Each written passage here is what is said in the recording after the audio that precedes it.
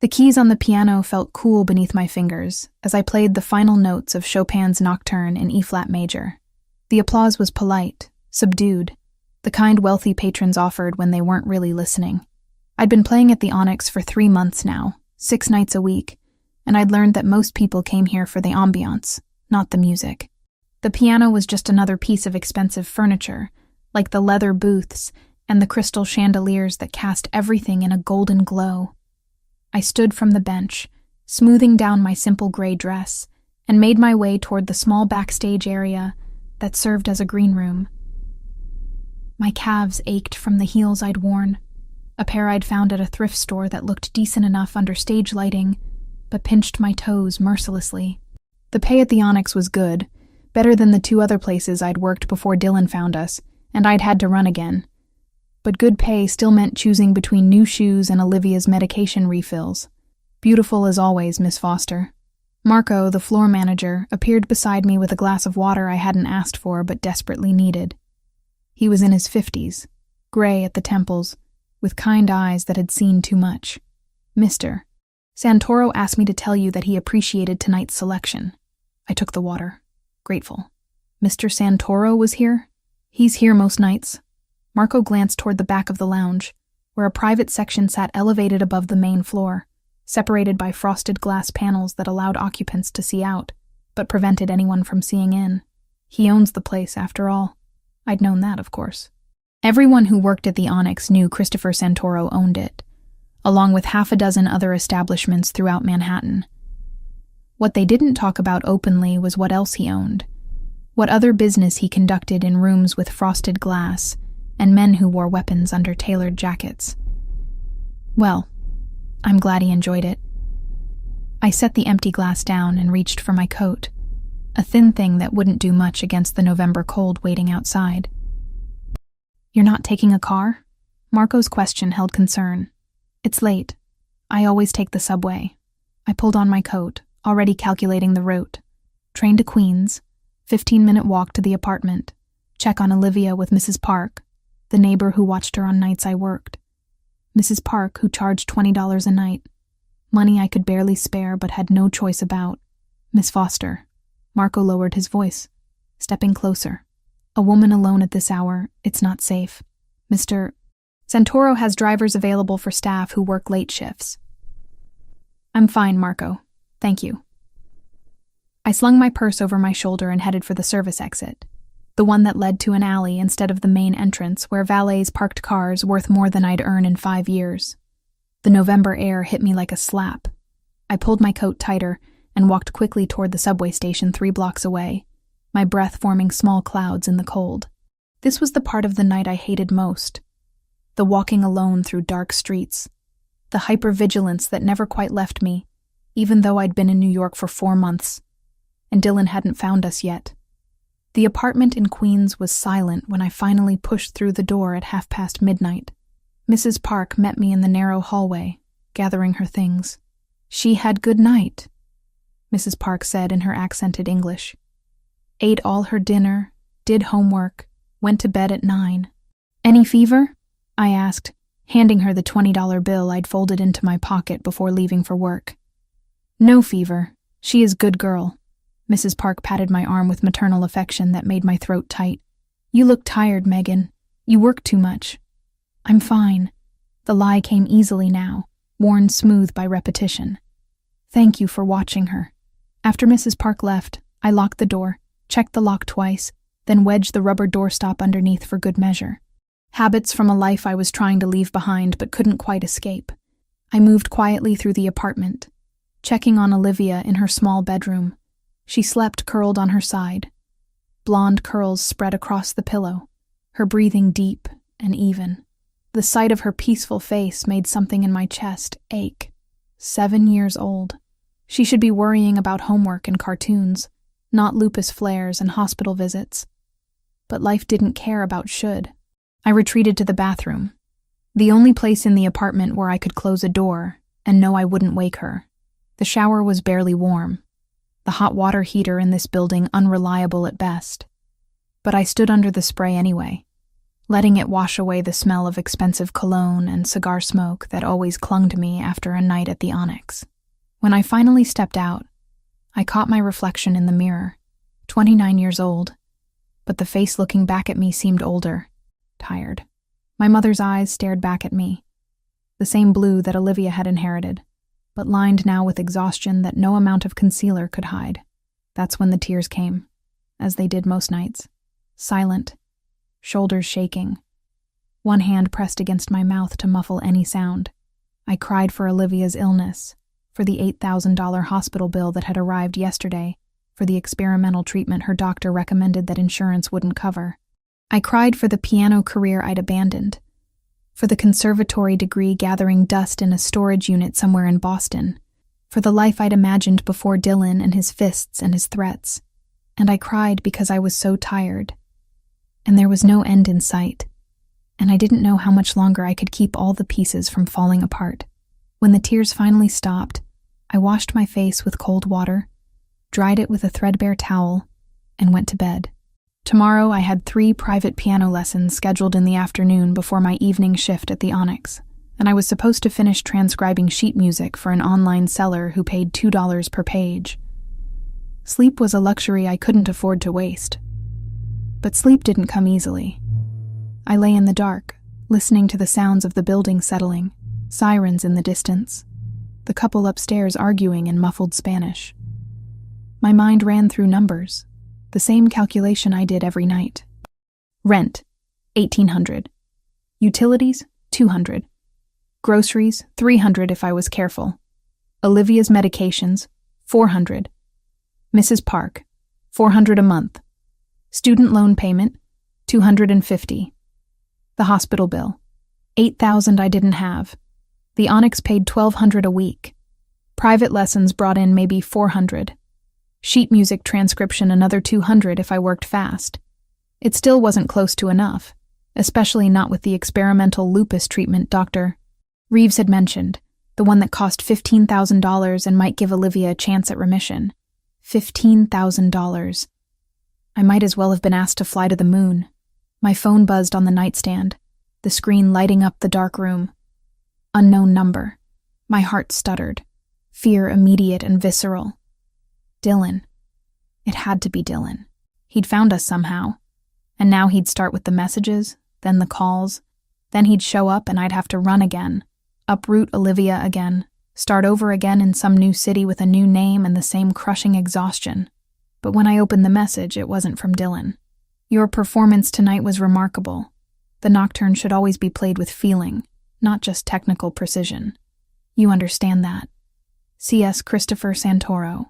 My employer had my personal number, and I had no memory of giving it to him. The realization should have frightened me. Should have sent up every red flag I'd learned to recognize after years with Dylan. Instead, I felt something else. Not quite relief, but close to it. Acknowledgement, maybe. Someone had actually listened to the music, not just heard it. I stared at the message for a long moment, then set the phone down without responding. Whatever this was, whatever attention I'd attracted from Christopher Santoro, it couldn't be anything good. Men with power were dangerous. I'd learned that lesson thoroughly, but as I finally drifted toward sleep, I couldn't quite shake the warmth that had bloomed in my chest at his words. Someone had listened. Someone had understood. It was a small thing, barely worth noting, yet I held on to it anyway, a tiny light in an otherwise overwhelming darkness. 3 days passed before I allowed myself to think about Christopher Santoro's message again. 3 days of the same exhausting routine. Wake at 6, make breakfast for Olivia, get her ready for school, take the subway to my first piano lesson in Manhattan, then the second, then the third, grab something cheap to eat, transcribe sheet music for 2 hours at a coffee shop where the Wi-Fi was free, then head to the Onyx for my evening shift. Play until midnight, take the subway home, check on Olivia, cry in the bathroom, sleep too little, repeat. On Thursday afternoon, between my second and third lesson, my phone rang. Dr. Reeves's office.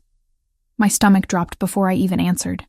Miss Foster, this is Janet from Dr. Reeves's office. We have some concerns about Olivia's recent lab work. I stepped out of the coffee shop onto the sidewalk, pressing my free hand against my ear to block out the traffic noise. What kind of concerns?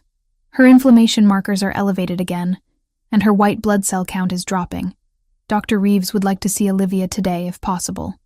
Or first thing tomorrow morning. Today. I checked the time. 2:15. I had a lesson at 3, then my shift at the Onyx started at 7. If I canceled the lesson, I'd lose $80. If I called in sick to the Onyx, I'd lose $175. $255 I couldn't afford to lose. But Olivia's white blood cell count was dropping. I'll have her there by 4, I said, already calculating. Cancel the lesson, pick up Olivia from school, take a cab instead of the subway to save time, beg Marco to let me start my shift late. Perfect. We'll see you then. I called my student and apologized profusely, knowing I'd probably just lost a client. Then I called the school and arranged early pickup. Then I called Marco. I need to bring Olivia to a doctor's appointment. I can be there by 8 instead of 7. There was a pause on the other end of the line. Marco's voice when it came was careful. You know Mr. Santoro prefers you to start at 7. The Thursday crowd comes in early. I know. I'm sorry. It's an emergency. My voice cracked despite my best efforts to keep it steady. Another pause. Hold on. I waited, standing on the sidewalk while people flowed around me like water around a stone. After what felt like an eternity, Marco came back on the line. Mr. Santoro says to take care of your daughter. He'll cover the piano himself until you arrive. He plays? The question slipped out before I could stop it. Apparently. Marco's tone suggested he was as surprised as I was. Don't worry about the time, Miss Foster. Family comes first. I wanted to argue that I couldn't afford to miss an hour of pay, but the words stuck in my throat. Instead, I managed, Thank you. Tell him thank you. The appointment was worse than I'd feared. Dr. Reeves, a woman in her 50s with gray hair and gentle hands, examined Olivia thoroughly, while I sat in the plastic chair and tried not to let my daughter see how terrified I was. The lupus is progressing more aggressively than we hoped, Dr. Reeves said after Olivia had been sent to the waiting room with a nurse and a lollipop. The current medication regimen isn't controlling the inflammation adequately. We need to consider more aggressive treatment options, like the experimental treatment you mentioned before. I asked, though I already knew the answer. Yes. The monoclonal antibody therapy has shown remarkable results in pediatric lupus patients, particularly those with elevated inflammation markers like Olivia's. But I won't lie to you, Miss Foster. It's expensive. How expensive? $15,000 for the initial treatment course. After that, maintenance doses every 3 months at around $3,000 each. The numbers hit me like physical blows. $15,000. $3,000 every 3 months. $12,000 a year. Just for the experimental treatment, not counting her regular medications, doctor visits, lab work. How long before we need to make a decision? My voice sounded distant, like it belonged to someone else. 2 weeks, maybe 3. After that, we risk permanent organ damage, particularly to her kidneys. Dr. Reeves leaned forward, her expression sympathetic but firm. I know this is overwhelming. There are programs that might help with costs. Let me have my office manager give you some information. The office manager was kind and efficient and utterly useless. The programs she mentioned all had waiting lists of 6 months or more, or required income levels even lower than mine, or had already exhausted their funding for the year. I left the office with a folder full of pamphlets I'd never have time to read, and a prescription for a medication that would buy us a few more weeks at best. Olivia held my hand on the subway, unusually quiet. She knew something was wrong. 7 years old, and she'd already learned to read the tension in my shoulders, the tightness around my eyes. Are you sad, Mommy? She asked as we swayed with the movement of the train. Just tired, sweetheart. I squeezed her hand gently. But you're going to get better. I promise. It was a lie. I had no right to promise her anything when I couldn't even figure out how to pay for the treatment that might save her life. We stopped at the apartment long enough for me to get Olivia settled with Mrs. Park, who had agreed to come early after I'd texted her from the doctor's office. Then I was back on the subway, heading to Manhattan, to the Onyx, where I would play piano and pretend my world wasn't actively collapsing around me. I arrived at 7:45, slipping in through the service entrance and heading straight for the backstage area to drop off my coat and purse. The sound of piano music drifted from the main lounge. Classical technique, flawless execution, but somehow cold, missing the emotional depth that made music breathe. Marco found me before I could make it to the floor. "Mr. Santoro wants to see you in his office before you start your shift."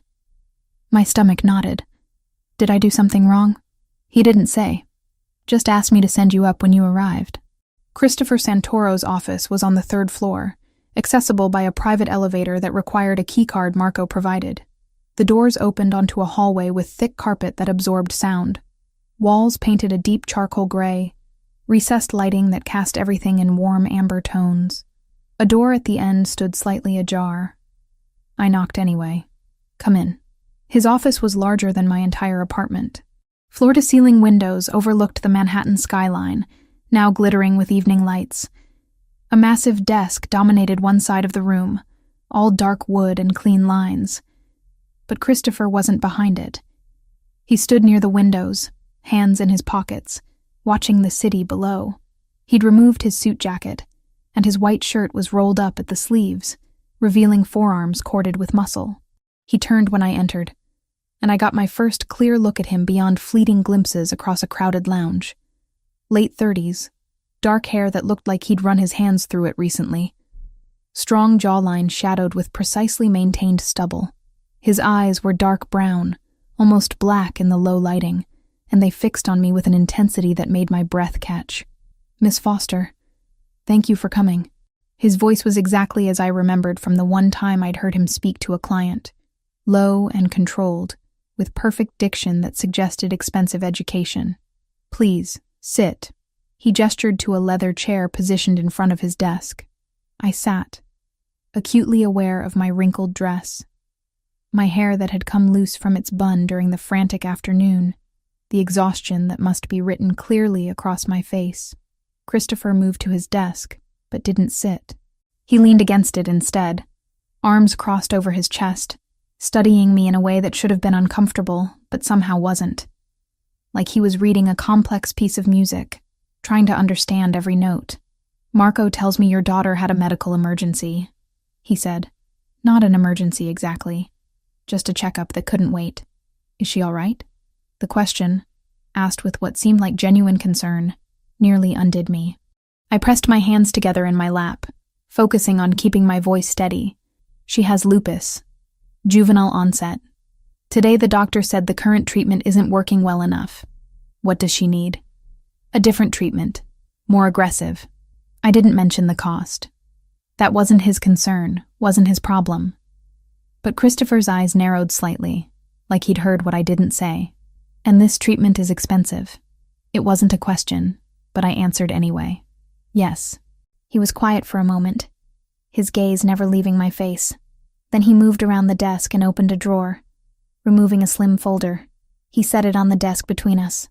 "I had my people look into your situation after I hired you," he said, and something in my chest went cold. "Standard background check for all employees. I hope you understand." I did understand. I also understood that no standard background check would have revealed the depth of my financial situation unless he'd gone looking specifically for it. "What did you find?" My voice came out harder than I intended. "That you're drowning." He said it bluntly, without pity, which somehow made it easier to hear. 3 jobs, barely covering expenses. Student loans from a conservatory degree you never got to use. An ex-husband who left you with debt he accrued. A sick child and medical bills that grow faster than you can pay them. Each fact landed like a stone in my stomach. He knew everything. The loans, Dylan. Probably even the amount in my checking account, which currently sat at $237. "Why are you telling me this?" I asked. Christopher opened the folder and removed a check, sliding it across the desk toward me. I didn't want to look at it. Looked anyway. $8,000. The exact amount of the outstanding hospital bill that had arrived 3 days ago. "I don't take charity," I said immediately, even as something desperate inside me reached for that check like a drowning person reaching for a lifeline. "It's not charity. It's a loan, an advance against your salary to be paid back over time through automatic deductions." His tone was businesslike, matter of fact. You'll also receive a raise, effective immediately, 25%. And I'm offering you a contract for private events, exclusive performances for my business associates. The pay is substantially higher than your current rate. I stared at him, trying to understand the angle, the trap I was walking into. Men like Christopher Santoro didn't offer help without expecting something in return. What do you want from me? Something flickered across his face. Amusement, maybe, or respect. Your talent. Your time. Your discretion about what you see and hear at these private events. Nothing more. I find that hard to believe. Believe what you want. He leaned back against the desk again, arms crossed. But your daughter needs treatment, and pride won't save her life. So you can accept my offer and give Olivia a chance, or you can refuse and continue drowning while convincing yourself you're maintaining your independence. The words were brutal in their accuracy.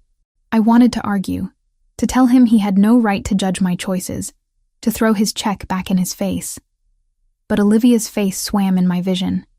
Olivia, who deserved a childhood free from pain, who shouldn't have to grow up wondering if her mother's pride would cost her everything. Why do you care?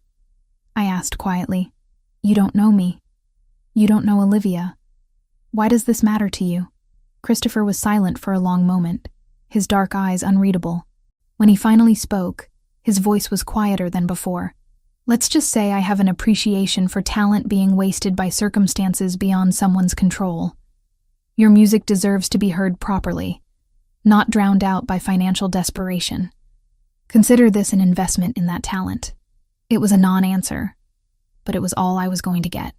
I looked at the check again, at those numbers that represented breathing room, that represented Olivia's treatment, that represented selling some measure of my independence to a man I didn't understand. I'll want a contract, I said, something that specifies exactly what's expected of me. The terms of repayment, all of it in writing. A hint of satisfaction crossed his features. My lawyer will have something drawn up by tomorrow. In the meantime, take the check. Pay your bills. Get your daughter what she needs. I picked up the check with trembling fingers, folding it carefully and sliding it into my purse. The weight of it felt both liberating and terrifying. Thank you, I managed. Don't thank me yet. Christopher straightened, buttoning his cuffs with precise movements. You haven't seen the kind of events you'll be playing for. They're not like the regular Onyx crowd. I understand. And I did. On some level. Whatever business Christopher Santoro conducted behind frosted glass panels, whatever deals were made over expensive whiskey and carefully worded conversations, I would witness it. And I would play piano through all of it, invisible and necessary in equal measure. Good. Your first private event is tomorrow night. Marco will give you the details. He moved toward the door, then paused. And Miss Foster? Your daughter is lucky to have someone who fights so hard for her. Then he was gone, leaving me alone in his office with a check for $8,000 and the unsettling feeling that I'd just made a deal I didn't fully understand. But Olivia would get her treatment. That was all that mattered. Everything else I'd figure out as I went. 3 weeks had passed since I'd signed Christopher Santoro's contract. 3 weeks of depositing his check, scheduling Olivia's experimental treatment, and playing piano at events that confirmed everything I'd suspected about the nature of his business. The men who gathered in private rooms above the Onyx spoke in careful euphemisms. But I understood enough. Shipments, territories, problems that needed solving. I kept my eyes on the keys and my expression blank, exactly as the contract specified. The money helped more than I wanted to admit.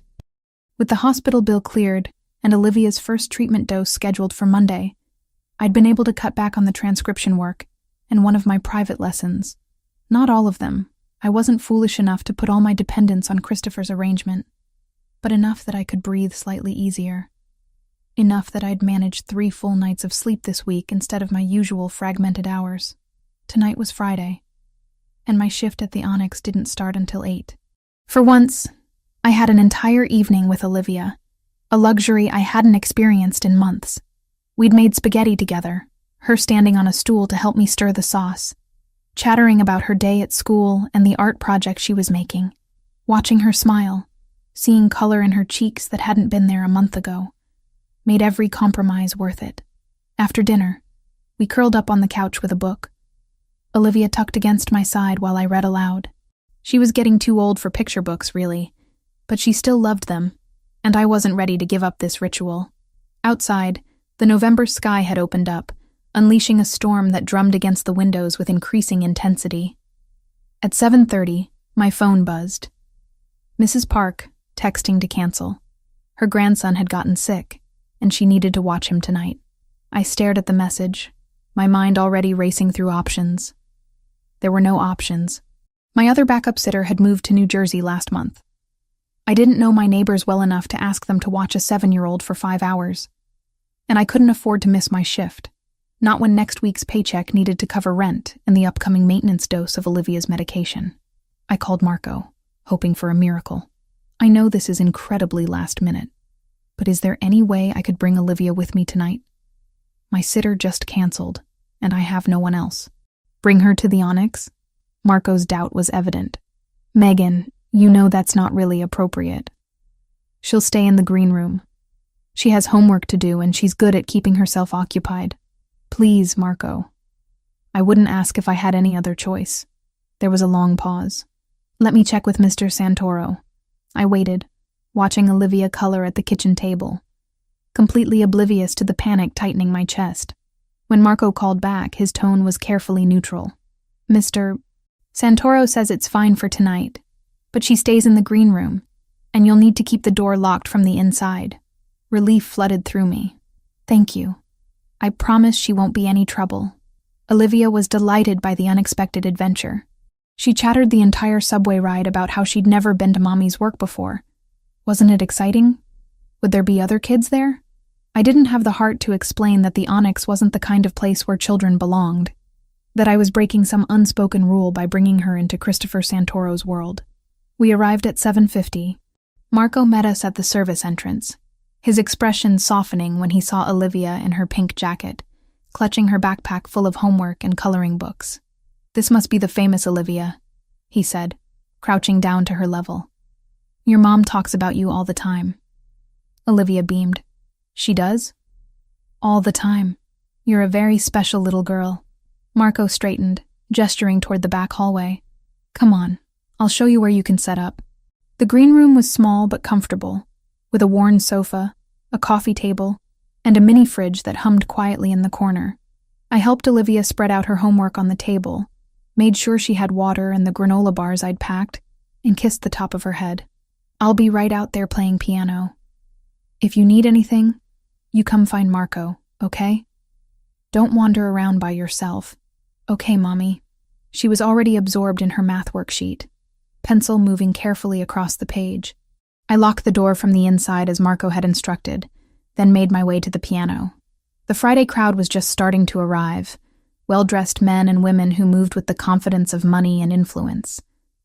I settled onto the bench and began to play, losing myself in Debussy's Clair de Lune.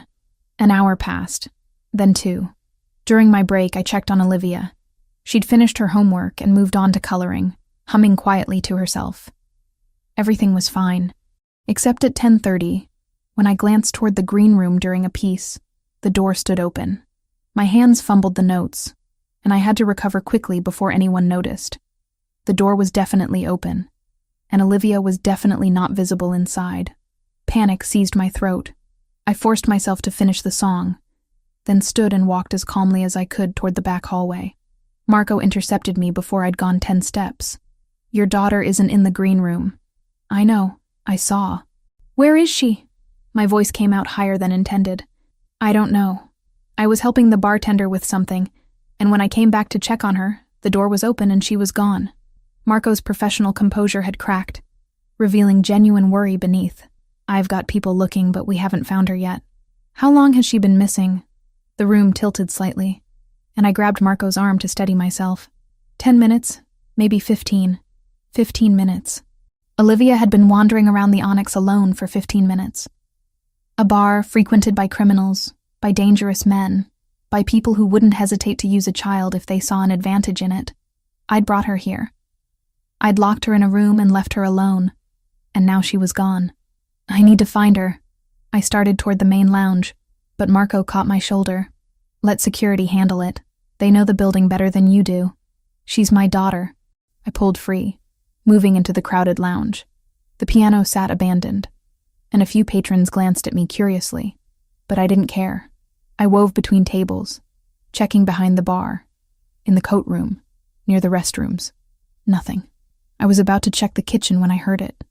A child's voice, faint but unmistakable, coming from the direction of the private elevator, the one that led to Christopher's third-floor office. My heart stopped. I ran toward the sound, taking the stairs 2 at a time since I didn't have a key card for the elevator. The third-floor hallway was empty, except for 2 security guards who looked startled by my appearance. I didn't slow down, didn't explain, just pushed past them toward Christopher's office. The door was open. Inside, I could see Olivia standing near the massive desk, talking animatedly to someone I couldn't see from this angle. I burst through the door, ready to apologize, to grovel, to do whatever it took to keep Christopher from being angry about this intrusion. But the scene that greeted me stopped me cold. Christopher Santoro sat on the floor, actually sat on the expensive hardwood, his back against the front of his desk, his suit jacket discarded, his shirt sleeves rolled up. And beside him, cross-legged and gesturing with her hands as she spoke, was Olivia. They both looked up when I entered. Olivia's face lit up. "Mommy, look, I found Mr. Christopher. He was up here all alone and that's sad, so I came to keep him company." I couldn't form words. Christopher met my eyes, and I braced for anger, for coldness, for some indication that I'd crossed a line that couldn't be uncrossed. Instead, his expression was carefully neutral, revealing nothing. "I'm so sorry," I managed finally. "She was supposed to stay in the green room. I don't know how she got out or how she found the elevator. I'll take her home right now. It's all right, Miss Foster." Christopher's voice was calm, almost gentle. "Olivia was just telling me about her art project. She's very talented." Olivia beamed at the praise, then looked back at Christopher with complete trust. "He said he likes sunflowers too. That's what I'm painting for art class." I looked between them, trying to understand this strange tableau. The city's most dangerous man, sitting on the floor with my 7-year-old daughter, discussing sunflowers. "Olivia, sweetheart, we need to let Mr. Santoro get back to work." I extended my hand. "Come on, but I haven't asked him yet." Olivia turned to Christopher, her expression suddenly serious. "Can you help my mommy stop crying at night?" The question hit like a physical blow. I felt blood drain from my face. "Olivia, that's not appropriate." My voice came out strangled. But Christopher was looking at my daughter with an intensity that made me nervous. "Your mother cries at night?" "Every night." Olivia nodded solemnly. "After she puts me to bed, I hear her in the bathroom. She tries to be quiet, but I can still hear. She's always sad. And I don't know how to make it better." Shame washed over me. I'd thought I'd been so careful, so quiet. I'd thought I was protecting her from my pain, from my fear, from all the weight I carried. But she'd known all along. "Olivia." My voice cracked. "We should go." Christopher stood in one fluid motion, all controlled power and grace. He crossed the room to where a bottle of water sat on a side table, then crouched down to Olivia's level, offering it to her. "Why don't you wait right here for a minute? I need to talk to your mother about something." Olivia took the water bottle, sitting down on the leather chair with perfect trust. Christopher gestured for me to follow him into the hallway. I did, numb and mortified. Once the door was closed behind us, he turned to face me. The neutral expression was gone, replaced by something I couldn't quite name. "How long has she known?"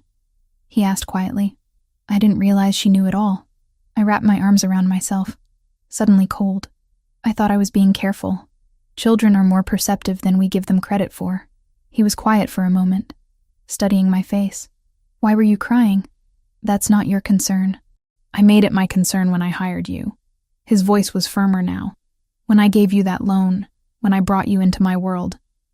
So I'll ask again. Why were you crying?" I wanted to tell him it was none of his business, that my private pain wasn't part of our contract. But standing there in that hallway, with my daughter's innocent question still echoing in my ears, I found I didn't have the energy to deflect. "Because I'm terrified," I admitted. "Because even with your help, even with the treatment starting Monday. I don't know if it'll be enough. Because Olivia is 7 years old, and she's already had to grow up too fast, and I can't fix it. Because every night I lie awake calculating numbers that don't add up, and I don't know what happens when the money runs out again. Christopher listened without interrupting, his dark eyes never leaving my face. When I finally stopped talking, he reached out and did something completely unexpected. He touched my shoulder, just a brief contact, but the gesture carried surprising gentleness. The treatment will help. Dr. Reeves is one of the best pediatric rheumatologists in the country. And the money will be there, because I'll make sure it's there. He dropped his hand but held my gaze. You don't have to carry all of this alone anymore, Megan. It was the first time he'd used my first name. The sound of it, in that low, controlled voice, made something in my chest tighten. Why are you doing this? I asked, for what felt like the 100th time. Really? Not the talent excuse. Not the investment story. Why do you care? His jaw tightened almost imperceptibly. For a long moment I thought he wouldn't answer. Then he said very quietly, because I understand what it's like to feel helpless while someone you love suffers, and I have the power to prevent that for you. So I will. Before I could respond, the door opened and Olivia peeked out. Can I go back to my coloring now? I want to finish the picture I was working on. Christopher's expression softened in a way I'd never seen before. Of course. Marco will take you back to your room and make sure the door locks properly this time. As Olivia skipped down the hallway with Marco, who'd apparently been waiting nearby, Christopher turned back to me. Finish your shift. Take Olivia home. Sleep without crying tonight. It wasn't quite a command, but close. That's an order from your employer. I don't think that's how employment works. The corner of his mouth lifted, almost a smile. In my world, it's exactly how it works. He disappeared back into his office, leaving me standing in the hallway with more questions than answers. But as I returned to the piano and resumed playing, I realized two things. First, Christopher Santoro was far more complicated than I'd given him credit for. And second, despite every warning bell in my head, despite every lesson learned from Dylan, despite knowing better, I was starting to trust him. Whether that would save me or destroy me remained to be seen. Monday morning arrived with unexpected sunshine, the kind that made New York look almost cheerful despite the lingering cold. I'd taken the day off from everything, my lessons, the transcription work, even my regular shift at the Onyx. Christopher had insisted when I'd mentioned Olivia's first treatment, his tone leaving no room for argument. Today was about my daughter, nothing else. We sat in Dr. Reeves's office, Olivia swinging her legs from the examination table while the doctor explained the procedure one more time. I'd heard it all before during our consultation 2 weeks ago, but I listened again anyway, searching for reassurance in the clinical details. The monoclonal antibody targets specific immune cells that are causing the inflammation, Dr. Reeves said, her gentle voice directed at Olivia as much as me. It's going to help your body stop attacking itself. The infusion takes about 2 hours, and you might feel a little sleepy afterward, but most kids tolerate it very well. Will it hurt? Olivia asked, her voice small. You'll feel a little pinch when we put in the IV, but after that, you won't feel anything. You can watch movies the whole time if you want. Olivia looked at me, seeking confirmation that this was okay, that she could trust this. I squeezed her hand and forced myself to smile with more confidence than I felt. It's going to help you feel better, sweetheart. That's all that matters. The infusion room was surprisingly comfortable, with recliners instead of hospital beds and large windows that let in natural light. A nurse helped Olivia settle into one of the chairs, wrapping her in warm blankets and setting up a tablet loaded with her favorite animated movies. The IV insertion made her wince, but she was brave about it, only letting out a small whimper before squeezing her eyes shut. All done with the hard part, the nurse said cheerfully, taping the IV in place. Now you just get to relax and watch your show. I pulled a chair close to Olivia's recliner and held her free hand while the medication began to drip slowly through the line. Dr. Reeves had warned me that some children experienced reactions, fever or nausea or rashes, but that most tolerated it well. I watched Olivia's face obsessively, looking for any sign of distress, but she seemed content enough, her attention already captured by the bright colors on the screen. An hour into the infusion, my phone buzzed with a text from an unknown number. I checked it carefully, always wary now of communications from people I didn't recognize. How was she doing? CS Christopher. I'd given Marco my schedule for the day, mentioning the appointment. But I hadn't expected Christopher himself to follow up. For a moment I considered not responding. This was private, personal, none of his business despite the fact that he was funding it. But something about the simple question, the implied concern behind it, made me type back. Doing well so far. She's watching movies and being very brave. The response came almost immediately. Good. Take as much time as you need. The Onyx will survive without you for one night. I stared at the message, unsure how to interpret it. Was he being genuinely kind? Or was this just good management, keeping his investment secure? With Christopher, it was impossible to tell. Every interaction felt layered with meanings I couldn't quite parse. Olivia fell asleep during the second hour, her hand going slack in mine. The nurse assured me this was normal, that the medication often made children drowsy. I sat and watched her breathe, her chest rising and falling in steady rhythm, and felt the tight knot of anxiety in my stomach begin to loosen slightly. She was here. She was receiving treatment. She had a chance. When the infusion finally finished, Dr. Reeves came to check on us. She examined Olivia thoroughly, took her vital signs, and nodded with satisfaction. Everything looks good. No signs of reaction. I want you to monitor her closely for the next 24 hours, especially for fever or unusual fatigue. But I'm optimistic. She turned to me, her expression warm. You did the right thing, pursuing this treatment. I know it wasn't an easy decision financially. I had help, I admitted, not wanting to take credit I didn't deserve. Well, whoever helped made it possible for your daughter to have a real shot at remission. That's not nothing. We took a cab home instead of the subway. Another luxury I'd allowed myself for today. Olivia dozed against my shoulder the entire ride, and I kept my arm around her, breathing in the familiar scent of her strawberry shampoo. By the time we reached our building, she was awake again and asking about dinner. How about I make your favorite? Grilled cheese and tomato soup.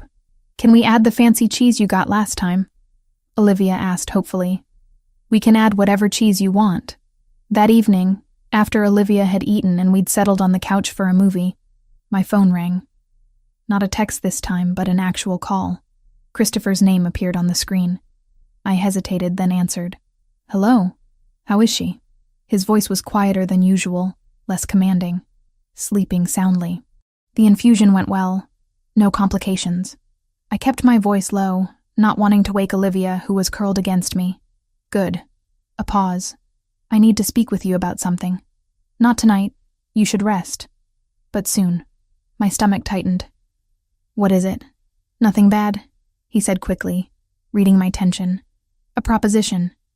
But it needs to be discussed in person, where we can't be overheard.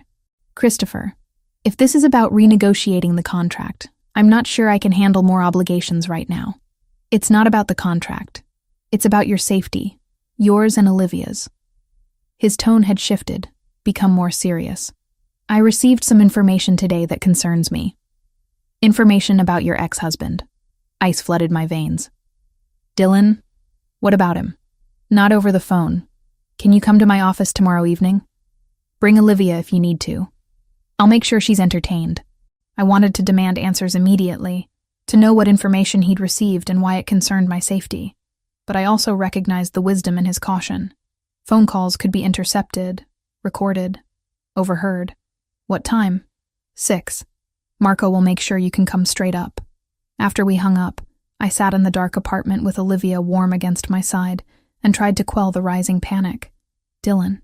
I'd been so careful, had covered my tracks when I left Boston, had used cash for the security deposit on this apartment, had kept my phone number unlisted. How had he found us? And more importantly, what did Christopher know about it? Sleep eluded me that night despite Christopher's earlier order. I lay awake running through scenarios, each more frightening than the last. Dylan showing up at Olivia's school. Dylan waiting outside the Onyx. Dylan breaking into our apartment while we slept. I'd left him because his controlling behavior had escalated into something darker, something that made me fear for my safety and Olivia's. The final straw had been the night he'd grabbed my arm hard enough to leave bruises, screaming about money I'd spent on Olivia's medication without asking his permission first. I'd packed our things the next day while he was at work and disappeared, 4 months ago, and I'd thought we were safe. Apparently I'd been wrong. Tuesday evening, I dressed Olivia in her favorite purple sweater and took her with me to the Onyx as Christopher had suggested. Marco met us at the service entrance, his expression carefully neutral, but his eyes concerned. "Mr. Santoro is expecting you." "I'll take Olivia to the green room. We've set up some new art supplies for her." "I get new art supplies?" Olivia's face lit up, momentarily dispelling my anxiety. "Mr. Santoro thought you might like them," Marco said, smiling at her enthusiasm. I watched them disappear down the hallway, then took the elevator to the 3rd floor. My hands were trembling slightly as I walked toward Christopher's office. The door stood open, and he was waiting inside, standing by the windows as he often seemed to do. He turned when I entered, and I was struck again by the controlled intensity he carried with him. He'd removed his suit jacket and loosened his tie, the first time I'd seen him looking even slightly casual. "Thank you for coming." He gestured to the sitting area, 2 leather chairs positioned near a low table. "Please, sit." I sat, my spine rigid with tension. "What information did you receive about Dylan?" Christopher settled into the chair across from me, his posture relaxed but his expression serious. "My people keep tabs on certain individuals who might pose a threat to my business or my associates. You became an associate when you signed my contract. As part of that, I had them run periodic checks on your ex-husband, just to ensure he wasn't becoming a problem. And he's become a problem." It wasn't a question. He's been making inquiries. Discreet ones, but inquiries nonetheless. He hired a private investigator 2 weeks ago, someone with a reputation for finding people who don't want to be found. The investigator tracked you to New York and has been narrowing down the area. It's only a matter of time before he pinpoints this neighborhood. The room tilted slightly. "How much time?" "A week. Maybe 2 if we're lucky." I stood up abruptly, needing to move, to do something with the fear coursing through me. I have to leave. Take Olivia somewhere else. Start over again. That's one option. Christopher's voice remained calm. It's also a temporary solution. He found you once. He'll find you again. Men like Dylan don't stop until they're forced to stop. Then what do you suggest? I turned to face him, anger mixing with fear. I can't fight him. I don't have the resources, the connections. I'm just trying to keep my daughter safe and healthy. Christopher stood, closing the distance between us in 3 strides. He stopped just short of touching me, but I could feel the heat radiating from him. "You let me handle Dylan. Permanently." The word hung between us, heavy with implication. I understood what he was offering, what he was capable of doing. "I can't ask you to do that." My voice came out whisper soft. "You're not asking. I'm offering. But it comes with conditions." "Of course it does." Bitterness crept into my tone. "What do you want?" "You and Olivia move into a secure apartment. One I own, with proper security. Not the building you're in now with its broken buzzer and inadequate locks. Somewhere I can guarantee your safety. You want us to live in one of your properties." I wrapped my arms around myself, suddenly cold. "Under your control. Under my protection," he corrected firmly. "There's a difference." "Is there?" "Because from where I'm standing, it looks like I'm trading one controlling man for another." His jaw tightened, the first sign of real emotion breaking through his controlled facade. "I am nothing like your ex-husband. I don't hurt women. I don't terrorize children. And I sure as hell don't make people afraid in their own homes. But you do expect something in return for your help. You always do." "Yes, I expect something." He moved to his desk and pulled out a folder, identical to the one he'd shown me 3 weeks ago. He opened it, revealing a document. A new contract.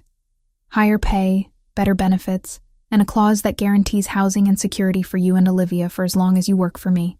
In exchange, you continue playing at my events, you maintain discretion about what you see and hear, and you accept that you're under my protection. I stared at the contract, trying to find the trap hidden in the words. What happens when I don't want to work for you anymore? When I want to leave? Then you give me 3 months' notice, and I arrange new housing and security for you somewhere else. The protection doesn't end just because the employment does."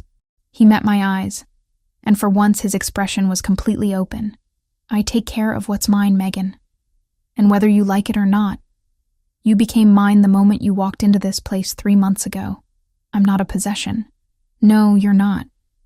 You're a woman with a daughter who deserves to live without fear, and I have the power to make that happen. So the question is, are you going to let your pride put Olivia at risk? Or are you going to accept help from someone who actually wants to help you?"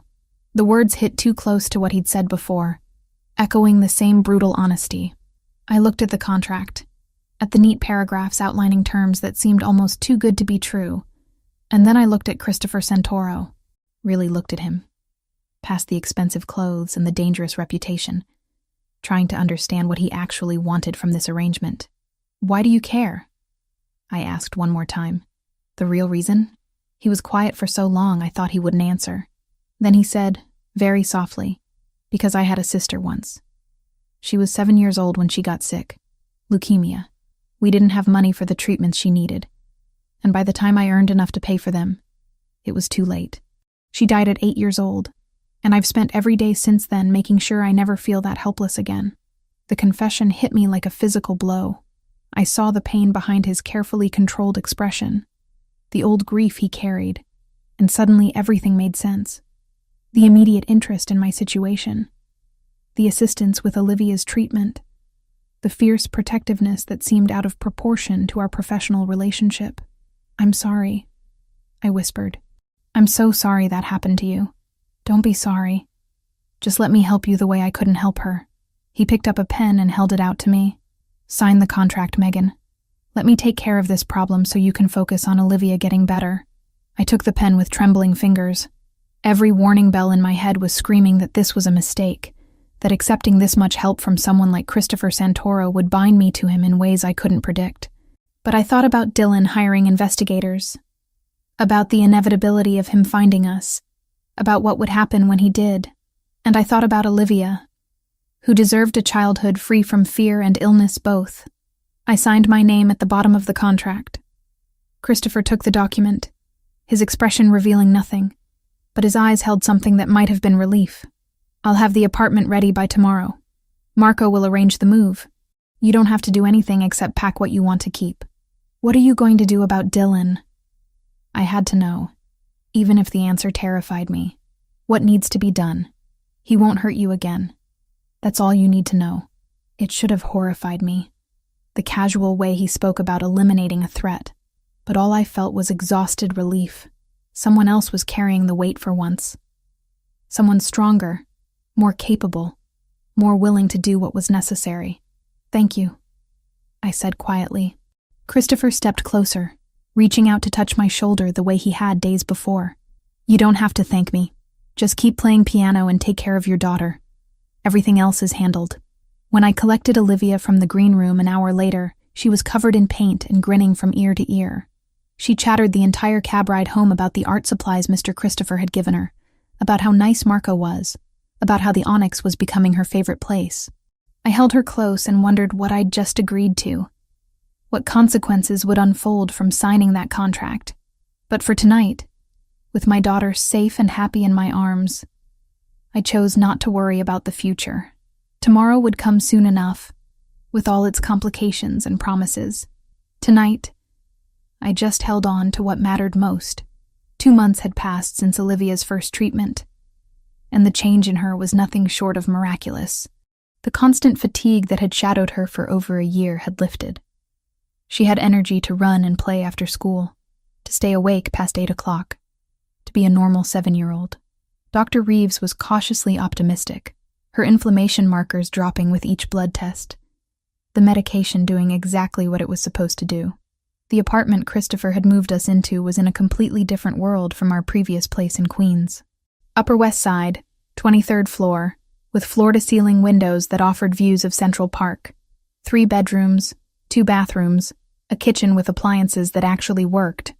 Olivia had her own room for the first time in her life, painted a soft lavender at her request, filled with the art supplies Christopher kept providing despite my protests. Security was discreet but omnipresent. A doorman who knew our names and faces, cameras in every hallway, a building manager who Christopher clearly had an understanding with. I'd met 2 of the other residents, both polite but distant, the kind of people who respected privacy because they valued their own. Living here should have felt like victory, like we'd finally caught a break. Instead, I felt increasingly like I was inhabiting someone else's life. The furniture was beautiful but not mine. The view was stunning, but not earned. Even the safety felt borrowed, dependent on Christopher's continued goodwill. I'd kept my remaining private piano lesson, the one with Mrs. Hartley on Thursday afternoons. She was 72, partially blind, and still played with more passion than most conservatory students. I needed that lesson for myself, needed one piece of my professional life that existed outside Christopher's influence. The transcription work I'd stopped entirely. There simply wasn't time with my expanded schedule at the Onyx. The private events Christopher hired me for had increased in frequency. 2 or 3 times a week now, I'd play in rooms full of dangerous men conducting dangerous business. I'd learned to recognize the hierarchies, the power dynamics, the subtle threats disguised as friendly conversation. And I'd learned that Christopher commanded respect that bordered on fear, even among people who weren't easily intimidated. Tonight was one of those private events, held in a different venue entirely. Christopher owned a restaurant in Tribeca called Luciano's, and twice a month he hosted dinners there for what Marco carefully termed international business associates. I'd been playing at these dinners for the past month, positioned near enough to provide ambiance but far enough to seem invisible. Marco had picked me up at 6, as had become routine. Olivia was with a new babysitter, a woman named Sarah, who Christopher's people had apparently vetted extensively. Sarah was in her 40s, former nurse, lived 2 floors down in our building.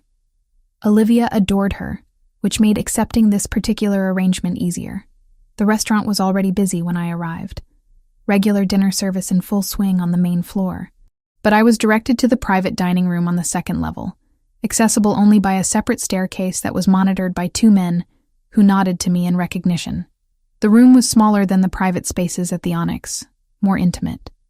A single long table dominated the center, already set with crystal and china that caught the candlelight. The piano was a baby grand positioned in the corner, its rich mahogany finish gleaming.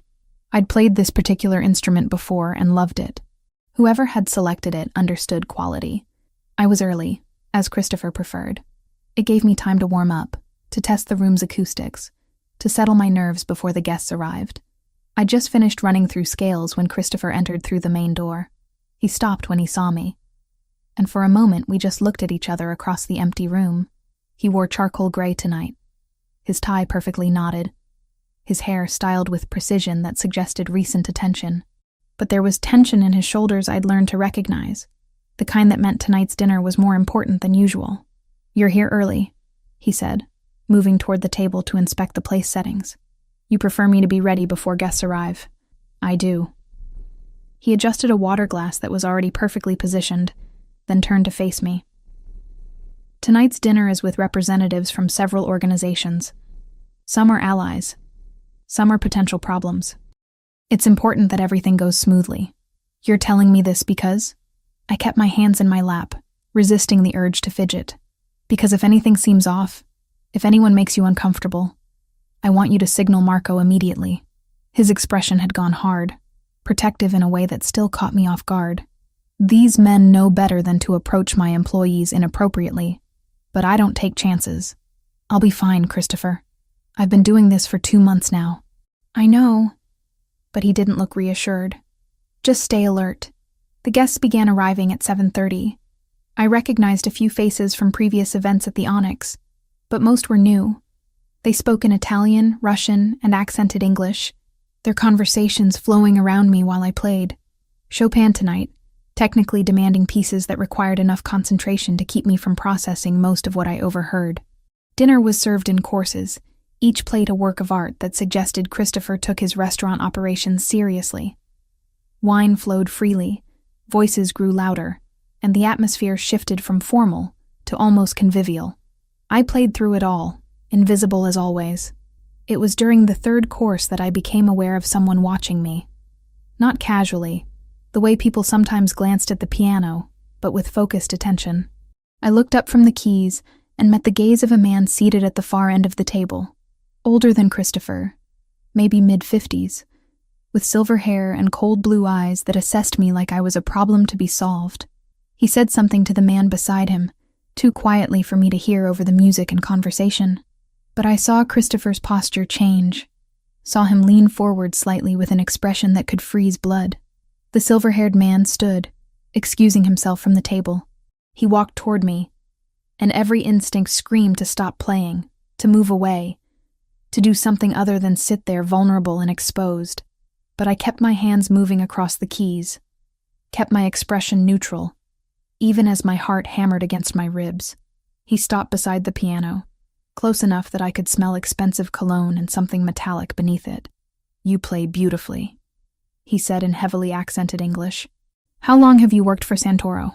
I glanced toward Christopher, saw him halfway out of his chair, saw Marco moving toward us from his position by the door.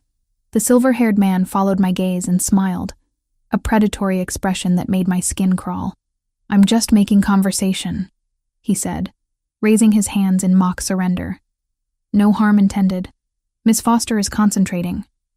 Christopher's voice cut across the room, quiet but absolute in its authority. "I'm sure you understand that pianists don't appreciate being disturbed during performance." The silver-haired man inclined his head, but his eyes never left my face. "Of course. My apologies." He returned to the table, but I felt his attention on me for the rest of the evening, an uncomfortable weight I couldn't shake. The dinner finally ended near midnight. Guests departed in groups, some heading to cars waiting outside, others lingering to continue conversations in the restaurant's bar. The silver-haired man was among the last to leave, pausing at the door to speak with Christopher in Italian. I caught only fragments, something about territory and agreements, but the tension between them was palpable. After the last guest had gone, Christopher dismissed Marco and the other security, then turned to me.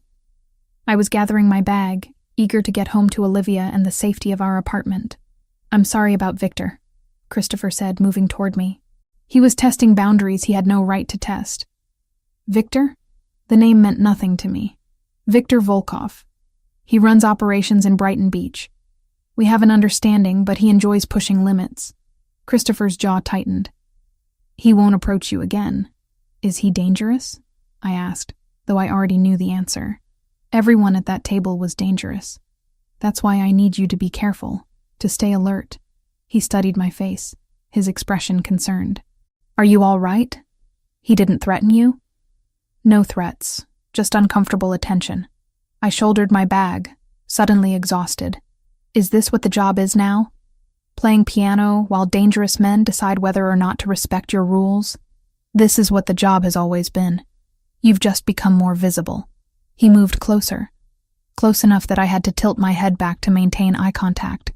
"If this is too much, if you want out of the private events, say so. I'll adjust the contract." I almost laughed. "And lose the income that's paying for Olivia's treatment? No, I'll manage." "Megan." He said my name like it cost him something. "The treatment is covered regardless of whether you work private events. I told you, I take care of what's mine. I'm not yours." The protest came automatically, but even as I said it, I wondered if it was true. I lived in his apartment, earned my living from his businesses, relied on his protection. How much of my life belonged to me anymore? "Aren't you?" He reached out and tucked a strand of hair behind my ear, the gesture surprisingly gentle. "You signed a contract that says otherwise. That contract is about employment, not ownership. Tell yourself that if it makes you feel better." His hand lingered near my face, thumb brushing against my cheekbone. "But we both know this stopped being just business weeks ago." My breath caught. He was right. Had been right for a while now. The way I found myself thinking about him during quiet moments. The way my pulse quickened when he entered a room. The way I trusted him despite every lesson learned from Dylan. This had become personal, complicated, dangerous in ways that had nothing to do with criminal enterprises. "Christopher, I meant it as a warning, as a reminder of all the reasons this was a terrible idea, but his name came out softer than intended, almost an invitation." He leaned down, giving me time to pull away, to protest, to remind him of the power imbalance between us. I did none of those things. His lips touched mine, gentle at first. Testing. Then deeper, his hand sliding into my hair, his other arm pulling me close. I responded without thinking, my hands finding the lapels of his jacket, holding him to me. The kiss was nothing like Dylan's had been. Dylan's kisses had always carried demands, expectations, the implicit threat of consequences if I didn't respond correctly. Christopher kissed me like he was learning me, memorizing the taste and feel of me, giving as much as he took. When we finally broke apart, I was breathless and trembling. Christopher rested his forehead against mine, his breathing as uneven as my own. "This is a mistake," I whispered. "Probably." He didn't move away. Does it feel like a mistake? It didn't. That was the problem.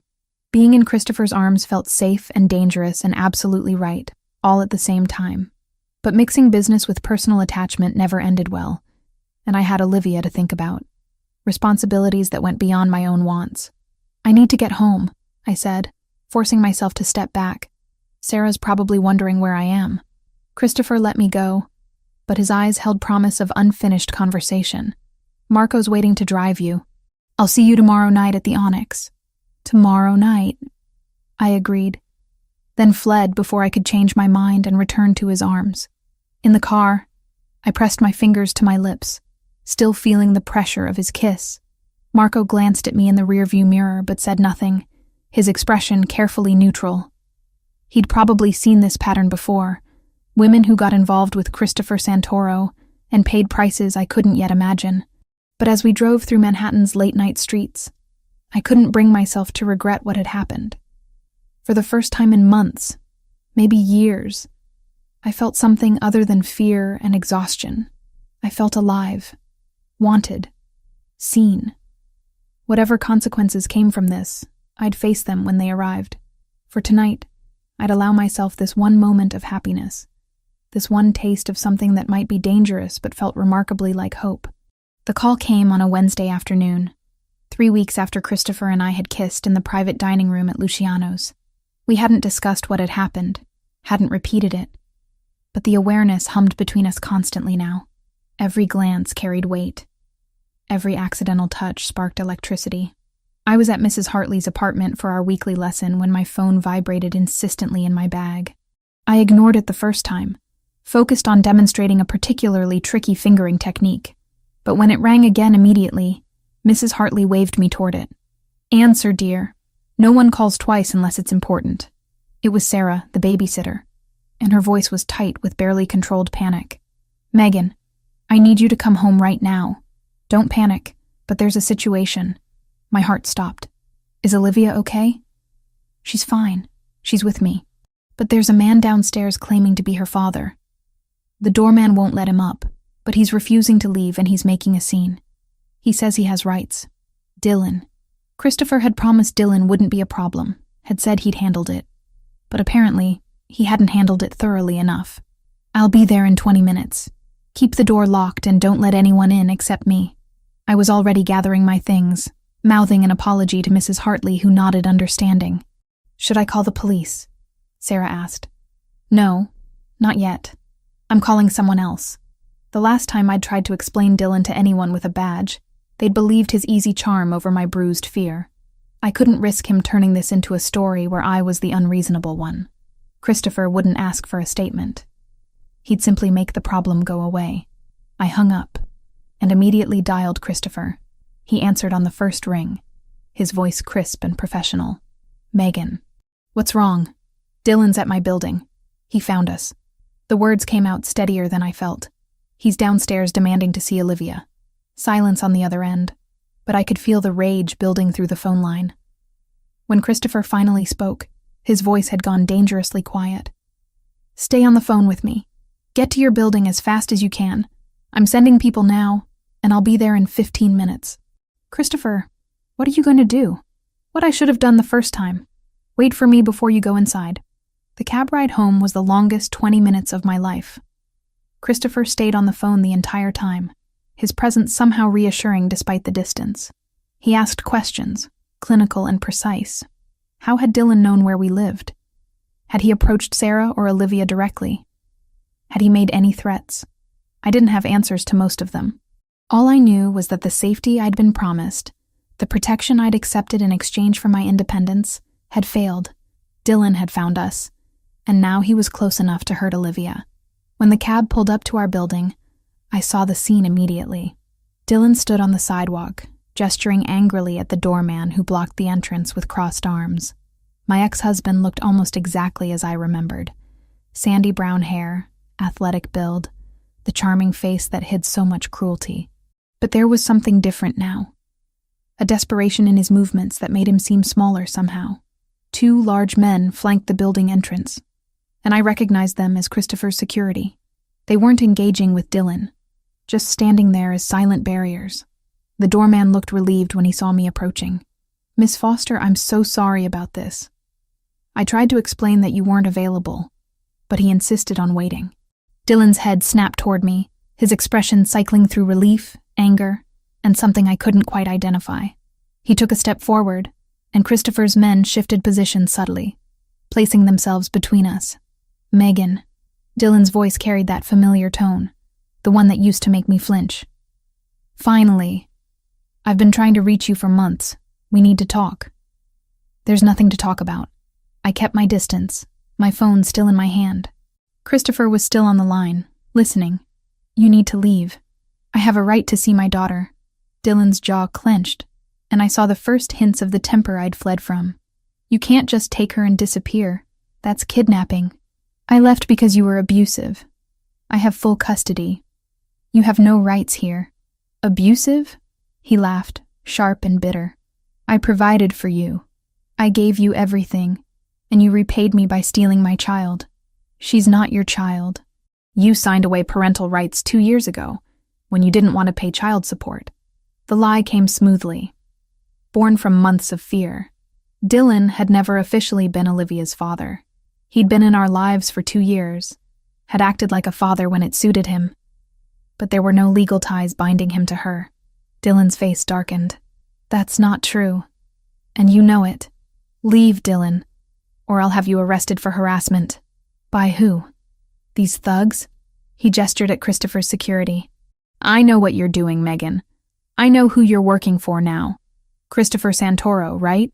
The mob boss? You think he's better than me? You think he won't hurt you eventually?" A black car pulled up to the curb, and Christopher emerged before it had fully stopped.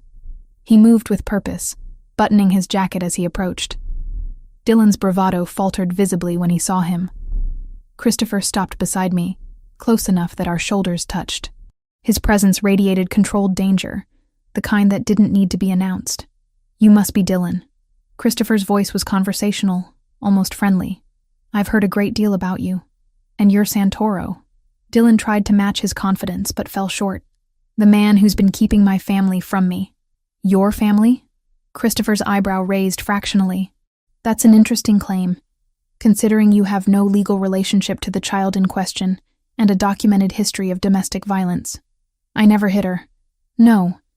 You just grabbed her hard enough to leave bruises, screamed at her until she was afraid to speak, controlled every dollar she spent and every decision she made. That's not violence?" Christopher's tone remained pleasant, but something lethal lurked beneath it. "Let me be very clear about something, Dylan. Megan and Olivia are under my protection. That means if you come near them again, if you contact them in any way, if you even think about them too loudly, I will know. And you won't like what happens next." Dylan swallowed hard, his face flushing. "You can't threaten me. I'll go to the police. Please do. I'm sure they'll be very interested in the outstanding warrant for credit card fraud in Massachusetts, or the unpaid child support from your first marriage, or the restraining order your ex-girlfriend filed last year that you violated 3 times.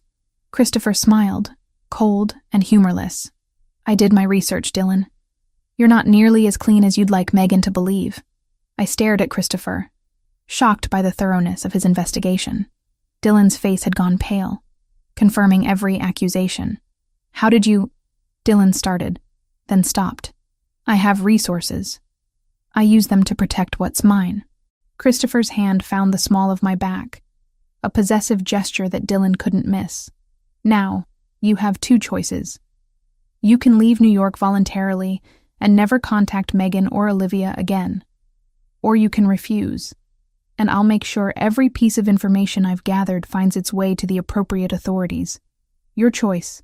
You can't do this. I absolutely can. The question is whether you're smart enough to accept the deal. Christopher's expression hardened. You have until the count of 10 to start walking. 1. Dylan looked at me desperate. Megan, please. You can't let him do this. 2. I just want to talk to you. That's all. Just 5 minutes. 3. I met Dylan's gaze and felt nothing. No sympathy, no guilt, no lingering attachment, just cold certainty that he needed to be gone. You should leave, I said quietly, while you still can. 4. Dylan backed away, his hands raised. This isn't over. You can't keep me away forever. 5. Christopher's men stepped forward. Dylan finally broke, turning and half running down the sidewalk toward the subway station. We watched him disappear around the corner, and only then did Christopher lower his count. He'll be gone by tonight, Christopher said, his voice returning to normal. I'm having him escorted to the bus station with a one-way ticket to Ohio. If he comes back, he'll regret it. I turned to face him fully. How did you know all that about him? The warrant? The ex-girlfriend? I told you I had people looking into him. They're thorough. He studied my face, concern replacing the cold efficiency he'd shown Dylan. Are you all right? I don't know. My hands were shaking now that the adrenaline was fading. I thought you'd handled this already. You said he wouldn't be a problem. I thought I had. His investigator found a lead I didn't anticipate. Christopher's jaw tightened. It won't happen again. I'm doubling security on this building, and I'm assigning someone to Olivia's school. This is my fault. The realization hit hard. I brought this into your life. The danger, the complications. Megan. He caught my face between his hands, forcing me to meet his eyes. You brought nothing but light into my life. Dylan is a problem I'm equipped to handle. Don't apologize for needing help. But this is what you do, isn't it? You solve problems with threats and force and resources most people don't have. And I'm just one more problem on your list. You're not a problem. His thumbs brushed across my cheekbones, the gesture achingly tender. You're the woman I can't stop thinking about. The one I want to protect because the thought of anything happening to you makes me lose my mind. The one who plays piano like she's pouring out her soul and makes me believe in things I thought I'd buried with my sister. My breath caught. Christopher, I love you. He said it simply, like it was the most obvious thing in the world. I've been in love with you since the night your daughter asked me to stop you from crying. Maybe before. And I know this is complicated, and probably inadvisable and definitely breaks about a dozen rules I've set for myself. But I don't care. I love you, Megan Foster, and I need you to know that before anything else happens. Tears spilled down my cheeks, hot and unexpected. This is crazy. We barely know each other. I know you cry in the bathroom so your daughter won't hear. I know you play Chopin when you're sad and Debussy when you're hopeful. I know you sacrifice everything for Olivia without a second thought. I know you're stronger than you believe, and braver than you realize. His forehead touched mine. I know enough. I'm scared. The admission came out barely above a whisper. I'm scared of needing you this much. Of what happens if this doesn't work. Of losing the little independence I have left.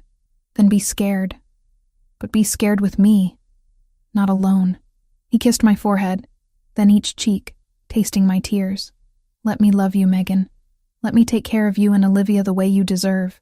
Not because you're weak or incapable, but because you shouldn't have to carry everything by yourself anymore. I looked up at him.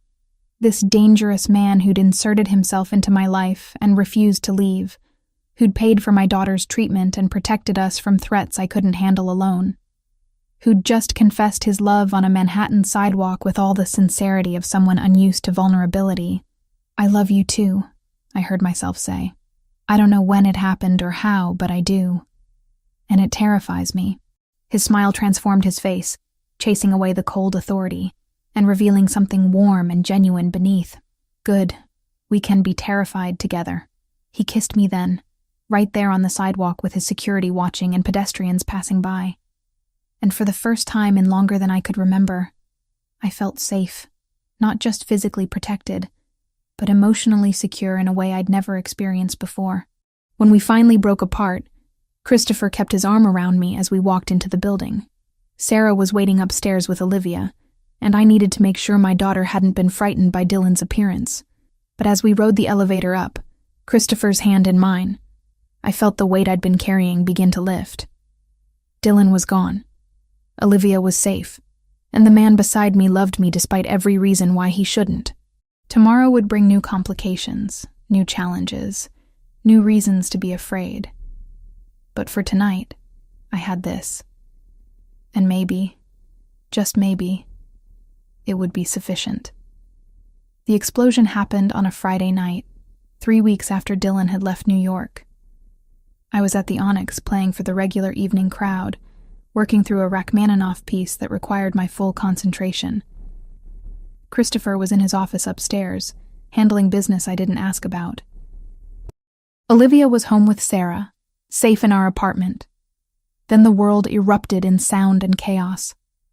The blast came from somewhere outside the building, powerful enough to rattle the windows and send several glasses crashing from the bar. The music died instantly as everyone reacted, patrons diving under tables, staff rushing toward exits. Training I didn't know I possessed took over. I stayed low, scanning for Christopher even as Marco appeared beside me, his hand on my shoulder. "Stay down. Don't move until I say so." More security poured into the lounge from hidden positions, weapons visible now in a way they never were during normal operations. Through the confusion, I saw Christopher descending the stairs, his expression cold and focused in a way that terrified me more than the explosion had. He reached me in seconds, pulling me up and toward the back hallway. "Are you hurt?" "No, I'm fine." "What happened?" "Car bomb. Across the street." His jaw was tight with barely controlled rage. It was meant as a message. A message from who? The Ndrangheta. Viktor Volkov's people. He was already moving, pulling me toward the service exit where a car waited, engine running. "Get in. We're getting you somewhere safe." "Christopher, wait." "Olivia." Panic seized my throat. Is she okay? Is Sarah with her? He had his phone out before I finished speaking, pressing it to his ear while opening the car door. "Marco, confirm that Foster's apartment is secure. I want eyes on the daughter and the sitter now." We climbed into the back seat, and the car pulled away from the curb immediately. Christopher kept his arm around me, solid and reassuring even as his attention remained on the phone. After what felt like an eternity, but was probably less than a minute, he nodded. "They're both fine. Building security has been doubled, and I'm sending additional people to your floor." He finally looked at me, his expression softening slightly. "Olivia's safe, Megan. I promised you that, and I meant it. This is because of me." The realization hit with crushing weight. Because you helped me. Because you protected us from Dylan. Now your business is under attack. This has nothing to do with you. Christopher's voice was firm. This is about territory and power, and old grudges that predate you by years. Victor has been looking for an excuse to test my boundaries. He chose tonight. But the timing. I couldn't shake the feeling that my presence in Christopher's life had somehow catalyzed this violence. 3 weeks after Dylan, and suddenly your club is being bombed? The timing is Victor's miscalculation, not your fault. He pulled me closer, his hand cupping the back of my head. "Listen to me carefully. You are not responsible for the actions of violent men. You didn't cause this, and you won't be a casualty of it. I won't allow it." The car pulled up to our building, where I could see at least 6 of Christopher's security positioned at various points. The doorman looked shaken but unhurt. Christopher guided me inside and up to the apartment, where Sarah met us at the door. Olivia clutched against her side. "Mommy!" Olivia ran to me, and I scooped her up, holding her tight enough that she squirmed. We heard a loud noise. Sarah said it was probably just construction, but it was really loud. "Just an accident, sweetheart. Everything's okay." I looked at Sarah over Olivia's head. "Thank you for keeping her calm." Of course. Sarah's eyes were wide, and I could see she understood this was far more serious than construction. "Should I stay?" Christopher answered before I could. "That would be appreciated. I need to speak with Megan privately." After getting Olivia settled in her room with a movie and reassuring her that everything was fine, I joined Christopher in the kitchen. He stood by the window, phone in hand, speaking rapid Italian to someone on the other end. When he saw me, he ended the call. "I need you and Olivia to leave the city for a few days. Maybe a week." His tone left no room for argument. "I have a house upstate, completely secure, staffed with people I trust. You'll be safe there while I handle this situation." "Handle it how?" I crossed my arms, fear turning into anger. "By escalating? By doing whatever you're planning that will get more people hurt? By doing what's necessary to ensure Victor understands that attacking my interests has consequences." His expression had gone hard again, the warmth from earlier buried beneath layers of cold calculation. "This isn't negotiable, Megan. You and Olivia leave tomorrow morning. You're sending us away so you can start a war. I'm sending you away so you won't be caught in the crossfire of a war that's already started." He moved toward me, his hands finding my shoulders. "Do you understand what that car bomb means? It means Victor knows how important you are to me. It means he sees you as leverage, as a weakness he can exploit. And I will not give him that opportunity. So I'm a liability now." Bitterness crept into my voice. "Something that needs to be hidden away while you handle business. You're the woman I love, and I will do whatever it takes to keep you safe, even if that means keeping you away from me for a while." His fingers tightened slightly on my shoulders. "I've already lost my sister to circumstances I couldn't control. I won't lose you to circumstances I can control." The raw pain in his voice made my anger deflate. I reached up and covered his hands with mine. "What are you going to do?" I asked quietly. "What I should have done the first time Victor disrespected my territory. I'm going to remind him why people fear the Santoro name." He pulled me against his chest, his arms wrapping around me. "But I need to know you're safe first. Please, Megan, go upstate. Give me a week to resolve this." I thought about Olivia, about the life we'd built here, about the treatment schedule that couldn't be interrupted. She has a doctor's appointment on Tuesday. Her second treatment dose. "I'll arrange for Dr. Reeves to meet you at the house. The treatment can happen there." He pulled back enough to see my face. "I've thought of everything. All you have to do is say yes." What choice did I really have? Stay here and risk Olivia being caught in whatever violence Christopher was planning? Pretend that car bomb was an isolated incident that wouldn't be followed by something worse? I'd learned enough about this world to know that attacks like tonight's didn't end with a single explosion. They escalated, and they targeted whoever seemed most vulnerable. "1 week?" I agreed finally. "But you stay in contact. I want to know you're all right. I promise." He kissed me, hard and desperate, like he was memorizing the taste of me. "I love you. Remember that, no matter what you hear over the next few days." The implication in those words sent ice through my veins. "Christopher, what are you planning?" "Nothing you need to know the details of." He released me and stepped back, his expression closing off. "Pack what you and Olivia need. The car will be here at 6 tomorrow morning. Sarah will go with you if you want the company." That night, I lay awake listening to Olivia breathe in the next room, and Christopher move around the apartment making phone calls in Italian that I tried not to translate. When he finally came to bed near 3 in the morning, I held him tight, feeling the tension in every muscle. "Don't get yourself killed," I whispered into the darkness. "That's not the plan." His hand stroked through my hair, soothing. "Sleep, love. Tomorrow will be easier than tonight." He was wrong about that. Tomorrow was worse, because it meant leaving him behind to face whatever consequences came from declaring war on the Ndrangheta. But I didn't argue. I packed our things, got Olivia ready with promises of a surprise vacation, and climbed into the black SUV that waited at exactly 6 o'clock. Christopher kissed me goodbye in the lobby, in front of his security and the doorman and anyone who might be watching. A claiming kiss, possessive and public, that marked me as his in a way that couldn't be misunderstood. 1 week, he said against my lips. Then I'm bringing you home. The drive upstate took 3 hours. The house Christopher had mentioned turned out to be a compound, nestled in the Catskills with views of mountains and forests that seemed impossibly far from Manhattan's chaos. Staff greeted us warmly, showing us to rooms that were comfortable without being ostentatious. Olivia was delighted by the change of scenery, running through rooms and exploring with Sarah trailing behind her. I stood at the window of my assigned bedroom and stared at the trees, wondering what Christopher was doing right now. Planning? Meeting with associates? Preparing for violence I couldn't even imagine? My phone buzzed with a text. You made it safely? Yes, the house is beautiful. Olivia loves it. Good. I'll call when I can. Don't worry. Don't worry. As if that was possible when the man I loved was about to do something that might get him killed or imprisoned or worse. I set the phone down and went to find Olivia, focusing on being present for her while my mind stayed in New York with Christopher. The week that followed was the longest of my life. Christopher called twice a day, his conversations brief and carefully neutral, clearly aware that phones weren't secure. He never mentioned specifics, never told me what was happening, but I heard the exhaustion in his voice, the strain he tried to hide. Dr. Reeves did arrive on Tuesday as promised, bringing everything needed for Olivia's treatment. The infusion went smoothly, and Olivia tolerated it even better than the first time. Small victories in the midst of larger chaos.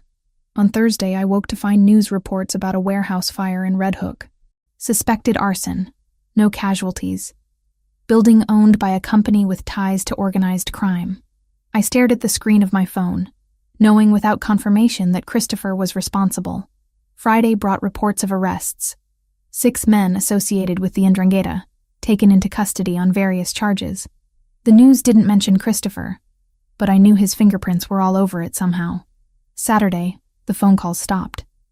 I tried calling Christopher and got voicemail. Tried texting and got no response. Panic built in my chest. Visions of him hurt or captured or dead filling my mind. Marco wouldn't answer either.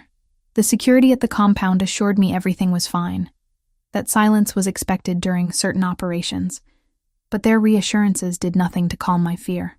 Sunday morning, a car pulled up the drive. Christopher emerged, looking exhausted but whole, and relief hit me so hard I nearly collapsed.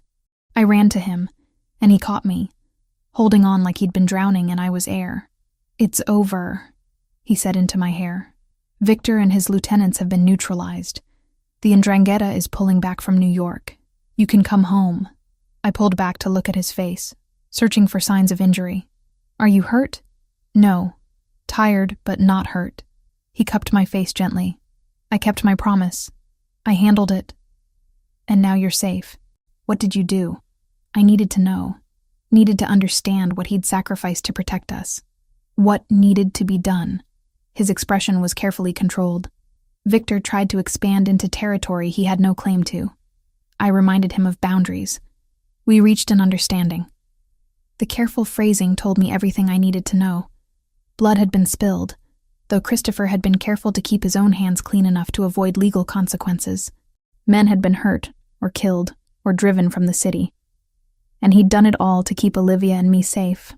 "Thank you," I said quietly, knowing the words were inadequate but needing to say them anyway. "You don't thank me for this." His voice was rough. "You never thank me for violence, even when it's necessary." But I did thank him, in the way I held him, in the way I kissed him when Olivia wasn't looking, in the way I chose to stay despite knowing exactly what kind of man he was and what he was capable of, because love didn't exist in neat categories. It didn't separate the good from the bad, the acceptable from the unconscionable. It simply existed, messy and complicated and necessary, binding us together through choices both of us would have to live with. We went home that afternoon, back to Manhattan and the life we'd built together. And if I woke sometimes in the night thinking about car bombs and warehouse fires, Christopher was there to hold me until the fear passed. 1 week had changed everything and nothing. The threats were handled, but new ones would eventually emerge. For now, though, we had peace. And I'd learned to take peace wherever I could find it. 3 months after the warehouse fire and the arrest that followed, life had settled into something that resembled normalcy. Dylan hadn't resurfaced. Christopher's people still checked in from time to time, but every report said the same thing. My ex-husband was still in Ohio, too busy untangling his own legal problems to come hunting for us again. Sometimes I still woke, certain I heard his footsteps in the hallway, but the panic faded faster now, replaced by the quiet knowledge that he was far away, and we were, finally, hard to reach. Olivia's treatment was working better than anyone had dared hope. Her inflammation markers had dropped to near normal levels, and Dr. Reeves was cautiously using the word remission in our conversations. She'd gained weight, her cheeks filling out with healthy color. She ran and played without exhaustion, attended school without missing days for illness. She was, for the first time in 2 years, a normal 7-year-old child. I'd continued playing at the Onyx and at Christopher's private events, but something had shifted in how I approached the work. I no longer felt like I was just surviving, trading dignity for survival. Instead, I'd begun to see myself as Christopher saw me, a talented musician whose skill had value beyond mere functionality.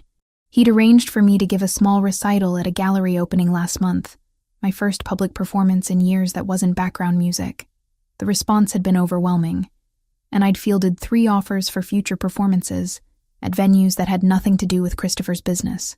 For the first time since Olivia's diagnosis, I could envision a future that extended beyond the next medical bill, the next crisis, the next impossible choice. I could imagine building a career again, establishing myself as a pianist in my own right, providing for Olivia through my talent rather than through dependence on anyone else. Christopher and I had fallen into a rhythm that worked despite its unconventionality.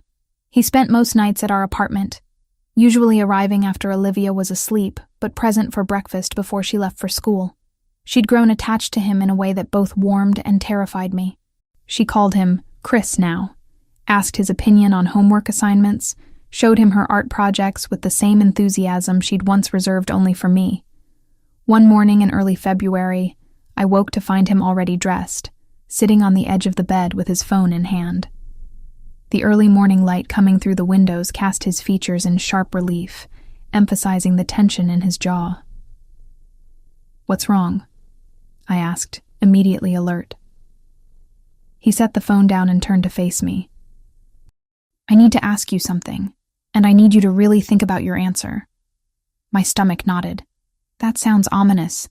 "It's not. At least, I hope it's not." He took my hand, his thumb tracing circles against my palm. "I want you and Olivia to move in with me. Officially, permanently. Not just you staying at my place sometimes, but actually living together as a family." The words hung in the air between us. I sat up, pulling the sheet around myself, kneading the barrier while I processed what he was asking. "Christopher, we've only been together for 5 months. I know how long it's been. I've counted every day." His expression was serious, vulnerable in a way I rarely saw. "But I also know that what we have isn't typical. We didn't meet under normal circumstances. We didn't date conventionally. And we've already weathered crises that would break most relationships. So, why are we pretending that we need to follow some standard timeline? Because Olivia is involved? Because moving too fast could hurt her if this doesn't work out? And what about moving too slow? What about teaching her that love requires constant hedging, constant doubt, constant testing before commitment?" He moved closer, his free hand cupping my face. "I love you, Megan. I love Olivia. I want to wake up with you every morning, not just the mornings when it's convenient. I want to be there for her school plays and doctor's appointments and bad dreams. I want to be a family, not just 2 people who care about each other, but keep 1 foot out the door." Tears pricked my eyes. "You're asking for everything. I'm asking for what I should have asked for weeks ago." He kissed my forehead gently. "Move in with me. Let me be the father figure Olivia deserves. Let me take care of both of you. Not because you need taking care of, but because I need to be part of your lives in every way that matters." Where would we live? The practical question came automatically, my mind grasping for concrete details to anchor the enormity of what he was proposing. "I have a townhouse in Brooklyn Heights, 4 bedrooms, a garden, a neighborhood with good schools. It's been sitting mostly empty for 2 years because I've been living at the Onyx more often than not. But it could be a home, if you want it to be." I thought about the apartment we currently occupied, the beautiful space that had never quite felt like ours, because it belonged to Christopher's world, not mine. And I thought about what it would mean to choose a home together, to commit to building something permanent. "Can we see it first, before I give you an answer?" Relief flooded his expression. "Of course, whenever you want." We went that afternoon, the 3 of us. Olivia bounced excitedly in the backseat of the car, asking 1,000 questions about the new house, whether she'd have her own room, if there would be space for all her art supplies. Christopher answered each question patiently, his hand resting on my knee as Marco drove us across the bridge into Brooklyn. The townhouse was beautiful in a way that took my breath away. Red brick facade, wrought iron railings, a small front garden that would bloom with flowers in spring. Inside, hardwood floors gleamed in afternoon sunlight that poured through tall windows. The rooms were spacious, but not ostentatiously large, furnished with pieces that suggested someone had actually thought about comfort and livability rather than just displaying wealth. Olivia claimed the bedroom with the window seat immediately, declaring it perfect for reading. I walked through the space slowly, touching surfaces, imagining our lives unfolding in these rooms.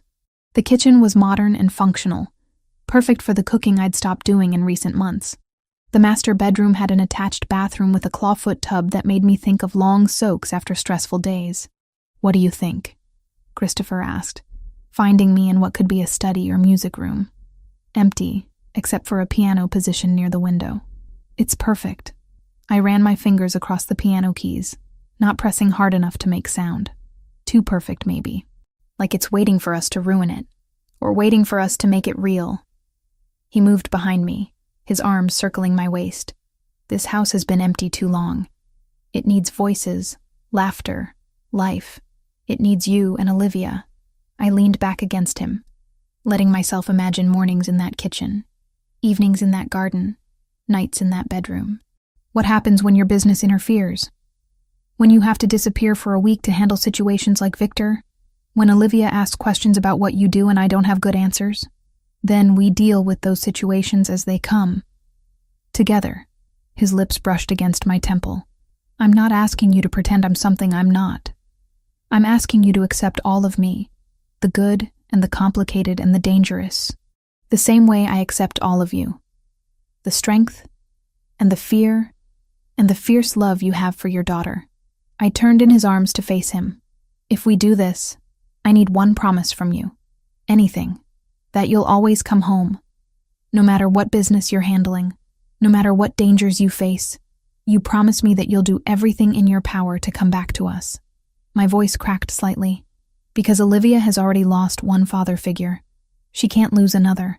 His expression grew solemn. "I promise. I will always find my way home to you." We moved in 3 weeks later. Marco and several others helped transport our belongings from the Upper West Side apartment, though we didn't have much to bring. Most of what we'd accumulated there belonged to Christopher anyway. But my piano from the Onyx came with us, positioned in the music room where sunlight would touch it every morning. Olivia's art supplies found a home in a closet that had been converted into a studio space. My mother's jewelry box, the one thing I'd managed to keep through all our moves and fresh starts, sat on the dresser in the master bedroom. The first night in the townhouse, Christopher made dinner while Olivia and I unpacked kitchen boxes. It was domestic and ordinary and perfect in its simplicity. We ate pasta at the dining room table, Olivia chattering about her new room and the park she'd spotted 2 blocks away. After dinner, Christopher helped with her bedtime routine, reading 3 chapters of her current favorite book while I cleaned up. When he finally joined me in the kitchen, I was washing dishes by hand, despite the perfectly functional dishwasher, needing something to do with my hands. "She's asleep," he said, moving to help dry the plates I'd washed. "Asked me to tell you goodnight. She's happy here." I glanced at him, this man who'd inserted himself into our lives and refused to leave. "You're good with her.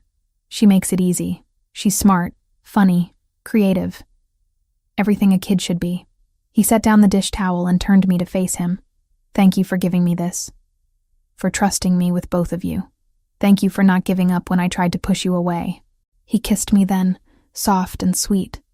The kind of kiss that promised more, but was content to simply be for now. When we broke apart, I realized I wasn't crying. For the first time in years, I was completely at peace. The weeks that followed established new patterns. Christopher still handled business that I didn't ask about, still disappeared occasionally for meetings that ended late and left him tense. But he always came home, usually with some small gift for Olivia, a book or art supplies or the fancy hot chocolate she loved. He attended her school's spring musical, sitting in the audience beside me and clapping louder than anyone else when she sang her solo. He learned to braid her hair when I was running late for a lesson. He taught her to play chess and lost gracefully when she started beating him. With me, he was patient and attentive, and surprisingly romantic for someone whose daily business involved threats and violence. He took me to concerts at Carnegie Hall, to gallery openings, to quiet dinners at restaurants that had nothing to do with his empire.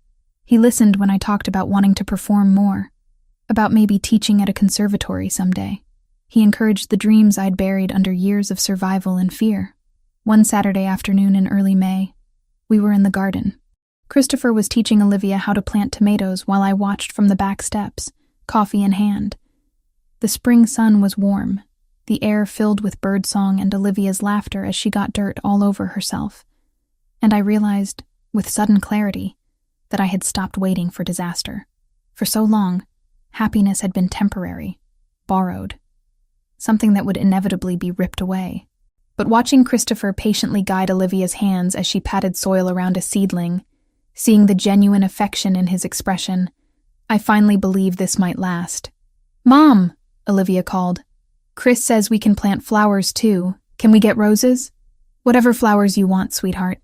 Christopher looked up and caught my eye, his expression warm and content in a way I'd never seen on anyone before. He mouthed, "I love you." And I mouthed it back, the words as natural as breathing now. That evening, after Olivia was in bed, Christopher and I sat in the garden with glasses of wine, watching the sun set behind the neighboring buildings. "Do you ever regret it?" I asked quietly. "Getting involved with us?